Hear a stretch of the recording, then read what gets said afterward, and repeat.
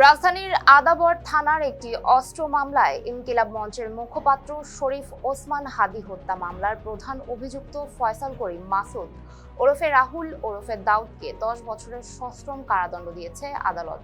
বৃহস্পতিবার ঢাকার 18তম অতিরিক্ত মহানগর দায়রা জজ মাহমুদুল মহসিন এই রায় ঘোষণা করেন। তবে আসামি পলাতক থাকায় তার বিরুদ্ধে সাজাসহ গ্রেপ্তারি পরোয়ানা জারি করা হয়েছে।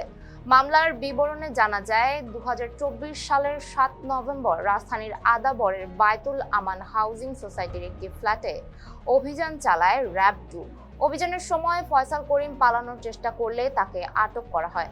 পরে তার বাসা তল্লাশি করে 4 রাউন্ড গুলিসহ একটি বিদেশি পিস্তল উদ্ধার করে। এ ঘটনায় আদাবর থানায় র‍্যাবের হাবিলদার মামলা দায়ের করেন। অভিযোগে বলা হয়, ফয়সাল করিম এলাকায় চিহ্নিত অস্ত্রধারী সন্ত্রাসী, চাঁদাবাজ ও মাদক ব্যবসার সাথে জড়িত ছিলেন এবং দীর্ঘদিন ধরে সংঘবদ্ধ অপরাধমূলক কর্মকাণ্ড পরিচালনা করে আসছিলেন। এদিকে গত বছরের 12 ডিসেম্বর মতিঝিলে জুম্মার নামাজ শেষে নির্বাচনী প্রচারণা চলাকালে দুর্বৃত্তদের গুলিতে আহত হন শরীফ ওসমান হাদী। পরে 18 ডিসেম্বর চিকিৎসাধীন অবস্থায় তার মৃত্যু হয়। এই হত্যাকাণ্ডের ঘটনায় ফয়সাল করিম সহ 17 জনের বিরুদ্ধে অভিযোগপত্র দেওয়া হলেও তা নিয়ে অসন্তোষ জানিয়ে পূর্ণ তদন্তের নির্দেশ দিয়েছে আদালত। এতক্ষণ সঙ্গে ছিলাম আমি সুমাইয়া হক তুন্নি। পেজ পেপারের সাথে থাকার জন্য ধন্যবাদ।